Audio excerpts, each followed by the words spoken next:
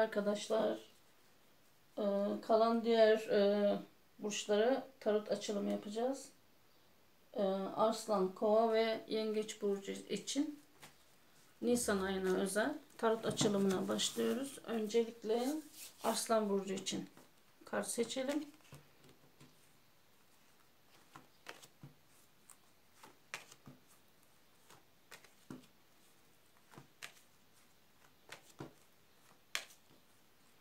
Şansınız bol olsun.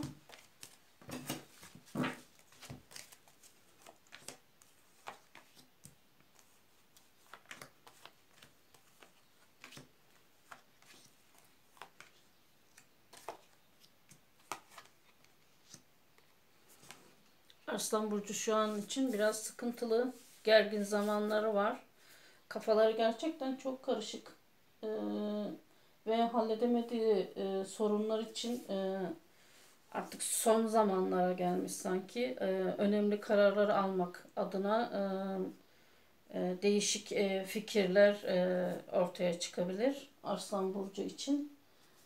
Gerçekten gerginler. İstediği hedefe bir türlü ulaşamıyor.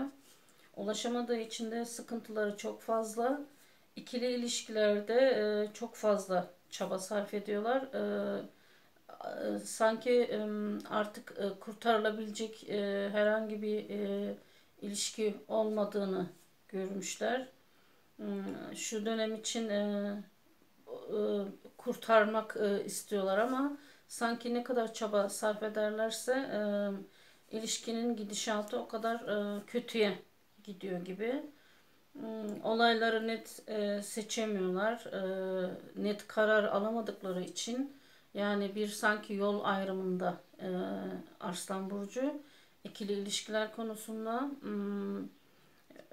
ve bir türlü istediği şekilde gitmediği ilişki için ilişki artık bunun kopma noktası geldiğini anlatıyor kartlar ve yani ikili ilişkiler adına diyebileceğim şey beklemeleri, birazcık böyle zaman vermeleri artık kendilerine. Çünkü çok fazla yorulmuşlar ve kafalar o kadar karışık ki bir de birazcık artık sürüncemede olan bir ilişki bu sanki. Kafaları da çok fazla karışık olduğu için doğru bir karar alamıyorlar. Bu ilişkiyi kurtarmak adına her ne kadar böyle hamleler yapsalar da sanki her yaptığı hamle, her attığı adım ilişkiyi daha kötüye götürmüş. Bence artık kabullenin bunun bitmek zorunda olduğunu. Çünkü daha kötüye doğru götürdüğünü görüyorum bunu ilişkinin. Bu yüzden gerçekten zor bir zaman Arslan burcu için. Arslan burcu her şeyi başarmak istiyor ve zor olanı başarmayı çok seviyor. Ama dediğim gibi son sanki 5 seneden beri böyle özellikle evliliklerde ilişkiler çok fazla yara almış. Bir de Aslan burcundaki kişilerin biraz şüpheci olduğunu görüyorum. Sıkılmışlar artık hep aynı şeyi yaşamaktan. Belirgin olmayan duygulardan. Yani bunun için çok fazla mücadele etmişler ve artık yorulmuşlar. Özellikle son 2 sene artık anlamışlar ki bu ikili ilişkide yani evlilik konusunda sorunlar yaşayan Arslan burçlar için bu kartlar kurtarılabilecek bir şeyler yok. Bunu kabul etmeniz gerekiyor. E, Bu konuda çok fazla sanki efor sarf etmişler ve inat etmişler. Yani çok fazla inat etmişler.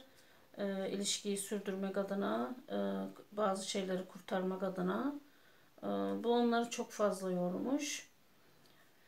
İşle ilgili konularda gerçekten çok güzel arka arkaya gelecek olan haberler var. İstediğiniz şekilde gelecek olan haberler bunlar. Yani kafanıza her neyi koyduysanız Nisan ayında sizin için ikili ilişkilerde biraz yara almak var ama manevi anlamda üzüleceksiniz ama maddi anlamda gerçekten kader çarkı çıkmış ki bu sizin için gerçekten güzel bir zaman başlıyor. Daha böyle ayaklarınız yere sağlam basacak, sizi daha güçlü kılacak bu başlayacağınız iş. E, Yani o kadar güzel bir şanslı bir zamana denk gelmişsiniz ki maddi anlamda gelişecek olan olaylar sizi gerçekten çok fazla mutlu edecek. Tam istediğiniz gibi biraz kendinizi olayların akışına bırakın diyorum. Nisan size maddi anlamda her anlamda e, destek olurken manevi anlamdaki sorunlar artık sizi çok fazla boğmuş. Elinizde olanla yetinin diyebilirim. Hep böyle üzüldüğünüz geçmişe dair olan sorunların üzerinde çok fazla durmayın. Önünüzdeki zamanlar gerçekten zaten çok fazla bir böyle yeni bir iş teklifi olabilir, hiç beklenmeyen. Yani bunlara çok fazla zaman ayırmanız gerekecek ki e, manevi anlamdaki hüzünleri ve yorgunlukları sanki unutacaksınız. Daha çok böyle işe veriyorsunuz artık kendinizi. Ve diyor ki Arslan Burcu için e, bir miras yoluyla gelecek olan güzel bir para miktarı var. Sanki böyle nasıl söyleyeyim, bir yerin satışından ele geçecek bir para bu. Yani maddi anlamda Nisan sizin için çok fazla güzel. Ve bundan sonrası için maddi anlamda dediğim gibi sanki her şey çok fazla yoluna giriyor. Taşlar yerine oturacak ve hak ettiğiniz her ne varsa bunu kazanıyorsunuz. Hem iş var, güzel bir iş ve parayla ilgili de gelişecek olan çok güzel bir yüklü bir para var elinize geçecek olan. Artık bunun zamanı gelmiş zaten. E, Bu sizi çok fazla rahatlatacak. E, Ev ya da araba almak isteyebilirsiniz. Yani maddiyatla ilgili olan sıkıntılarınızın geride kalacağını görüyorum. Nisan ayının sonuna doğru bu Mayıs'a da olabilir. Yeni bir aşk var. Bu daha sakin. Sizin ruhunuza daha iyi gelebilecek bir aşk. Bu sizi sanki daha böyle sanki teselli ediyor gibi gözüküyor ki bu da güzel ama çok emin adımlarla ilerleyeceksiniz. Bu dönemden sonrası için artık aynı hataları yapmamak adına sanki böyle biraz yara alıyorsunuz aşk konularında. Bu sizi biraz üzebilir ama dediğim gibi maddi anlamdaki kazançlarınız çok çok güzel. E, Yeni bir iş, hiç beklemediğiniz bir iş ya da bir terfi gibi bir şeyler de söz konusu olabilir. Nisan ayı sizin için gerçekten güzel olacağını görüyorum. Kafanız çok fazla karışık ve zaman zaman uyku sorunları çekiyorsunuz ki sanki her bir konuda başarı istiyorsunuz. Her bir konuda uyum olsun istiyorsunuz ama maddi anlamdaki kazançlarınız çok güzel. Alacağınız şeyleri çok güzel, iş teklifleri çok güzel. E, Şansınız bol olsun diyorum. Şimdi Kova burcuna geçelim. Kovaların da şansı bol olsun.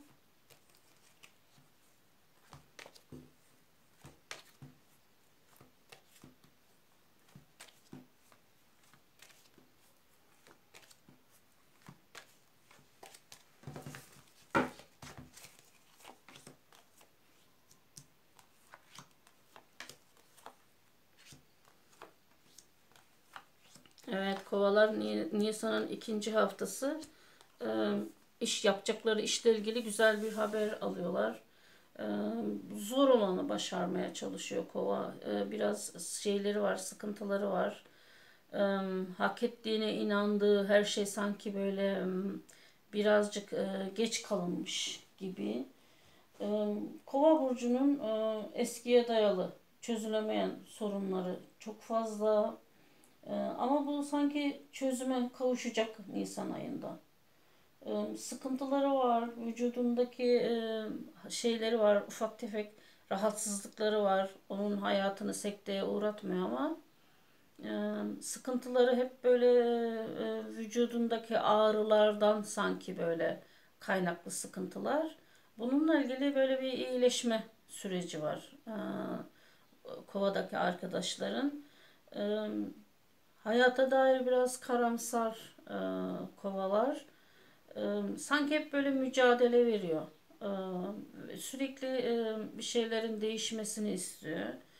Çözüme kavuşturamadığı her ne varsa e, bunların yavaş yavaş çözüleceğini söylüyor kartlar. İşte bu taşınmak isteyebilir. Zor olmuş acaba diye hep düşünmüş. Yani böyle sallantıda olan her neyse, çözüme kavuşturamadıkları her ne varsa işte bu bir taşınmak olabilir. Evet, taşınıyorlarmış ve onlar için daha iyi olacakmış. İşte bir araba almak isteyebilirler ya da bir arabayı değiştirmek isteyebilirler. Bunu yapabileceklermiş. Yani nedir? Ani bir kararla hayatındaki bazı şeyleri değişmesi adına uzun zamandan beri karar veremediği her ne varsa böyle çözüm yoluna e, bir türlü hani çözüme varamadıkları her ne varsa bunları çözme zamanı Nisan ayı. Kovalar için güzel sürprizler var. Kovada sanki böyle bir borç var. Sürekli bir ödemeleri gereken bir kredi olabilir, bir yere bir borç olabilir, birikmiş olan bir borç. Bununla ilgili sıkıntıları var. Ama önümüzdeki zaman içinde bu sorunları atlatabileceklerini görüyorum. Hmm, Yapacak oldukları işle ilgili Nisan'ın ikinci haftasından sonra bir haber geliyor. Ama bu hani Nisan'ın 10'u 15'i gibi düşünmeyin. Daha çok böyle hani 25'i olur. Üçüncü hafta diyelim biz buna. 22'si olur, 27'si olur. Yani birazcık yapacak oldukları başlangıçlarla ilgili birazcık böyle gecikme olsa da e, ellerine gelecek olan para yani iş bununla ilgili sıkıntılar yaşanılabilir. Ama bu birazcık geç gelecek. Yani kovalar için birazcık bununla ilgili sıkıntıları var. Nedense hep böyle hak ettiğini alamıyor Kova burcu. Bununla ilgili yapacak oldukları başlangıç güzel bir başlangıç. Bunlara bir arkadaşları, bir tanıdıkları sanki haber veriyor. Bir şey var, böyle bir paslaşma, haberleşme var ki istediği tam sonuç değil belki ama onları rahatlatacak olan bir haber, bir iş. En azından kafasında olan hedefledikleri işe başlamadan önceki zaman için onları rahatlatacak olan bir haber. Doğum günü kutlamaları var. Arkadaşlarla geçirecekleri hoş vakitleri var. Kova burcu kafasında her şeyi çok fazla inceliyor. Yani çok fazla böyle ayrıntıya takılmış. Bununla ilgili de sıkıntıları var. Kurmuş oldukları düzen gerçekten çok güzel aslında. Ama böyle bir mutsuzlukları var. Sanki hayatındaki bazı şeyler eksik gibi. Şu dönem için borçtan dolayı biraz canları sıkkın. Az sabredin. Şu kartlarınız gerçekten güzel. Kafanız çok fazla karışık. Çözemediğiniz böyle geçmişten kalan sorunların yavaş yavaş çözüleceğini görüyorum. İşte bu vücudunuzdaki sizi rahatsız eden böyle ufak tefek sağlık sorunları var. Bunların iyileşeceğini görüyorum. Nisan ayı sizin için çözülemeyen sorunları çözme zamanı. Kafanızı karıştıran her ne varsa işte geçmişe dair onların artık bir çözüme kavuşacağını görüyorum ve dediğim gibi Nisan ayının sonuna doğru da yapacağınız işle ilgili size gelecek olan haberleriniz var. Biraz gecikiyor bazı şeyler ama olmayacak diye düşünmeyin lütfen. Şimdi sıra Yengeç Burcu için tarot açılımına geldi.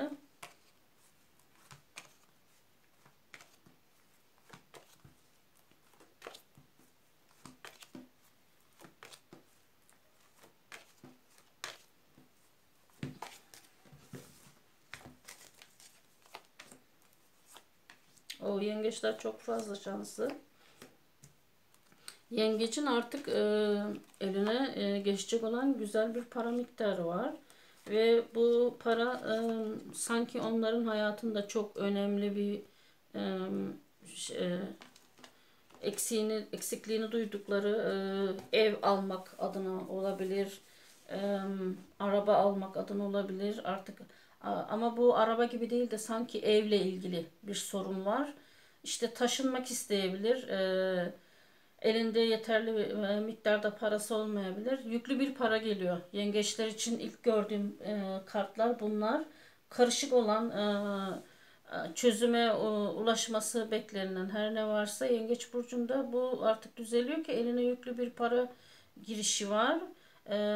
Kaldığı yeri değiştirebilir ya da ev satın alabilir. Daha artık yerleşik bir hayata giriyor Yengeç burcu. Sıra dışı şeyler geliyor ki bunlar sizin adınıza gerçekten güzel olacak Nisan ayında. Bu bir iş olabilir.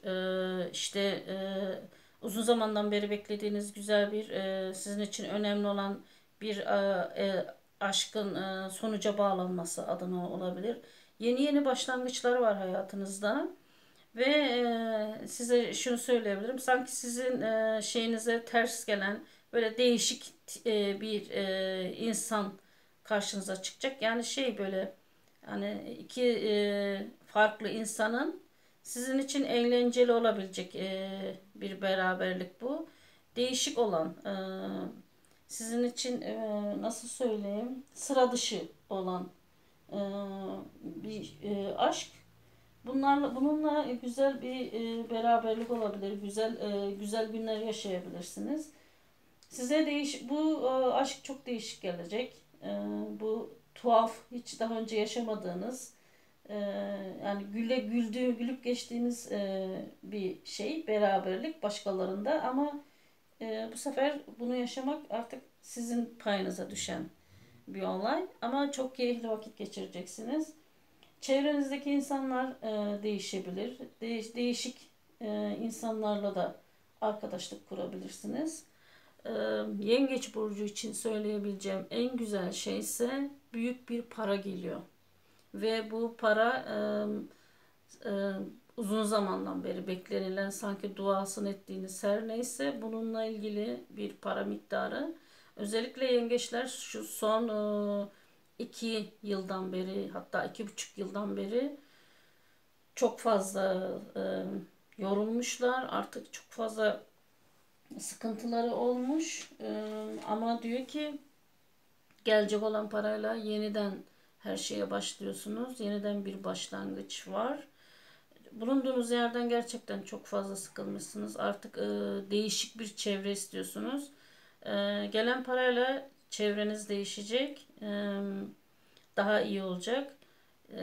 Evli olan Yengeç burcu için sıkıntılar var. Bu sıkıntıların geçeceğini söyleyebilirim. Birazcık büyük sorunlar artık sakinleşmiş. Yani bu bir iyileşme sürecine girmiş. Devam ediliyor. Yani ayrılık kararı yok. Devam edilecek. Sanki böyle aynı dili konuşamamak gibi bu. yani oturup sakin sakin konuşulabilse, e, her iki kişinin de aynı şeyi istediği, ama sanki böyle bir anlaşamamazlık var. Konuştukları dili anlayamamak gibi. Çünkü kimse kimseyi dinlememiş. Hepsi farklı telden çalmış.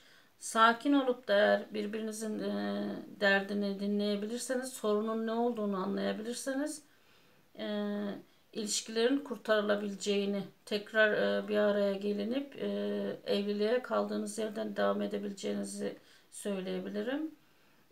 İşin boyutu, yani küçücük laflar o kadar büyütülmüş ki sanki bu iş hakaretlere kadar varmış. Özellikle son 4 seneden beri ilişkide bir yara alma durumu söz konusuymuş. E, Bir dargın bir barışık süren bu evlilik, artık bununla ilgili bir başlangıç var. Daha iyi olacak diyor yani kartlar. Sadece iletişim sorunu var arada. Bu düzelecek arkadaşlar. Herhangi bir sıkıntı yok. Zaten böyle beklediğiniz her neyse, bununla ilgili güzel arka arkaya gelişecek olan haberler var. Çok fazla dua edilmiş. Sanki dua ve dilekleriniz kabul oluyor. Bu çok iyi. E, Gidecek, yani elinize gelecek olan bu büyük parayla beraber sanki bu masrafların yeri hazır. Ne alınacak, nereye para yatırılacak, bu belli. Ve bunu yavaş yavaş yapıyorsunuz.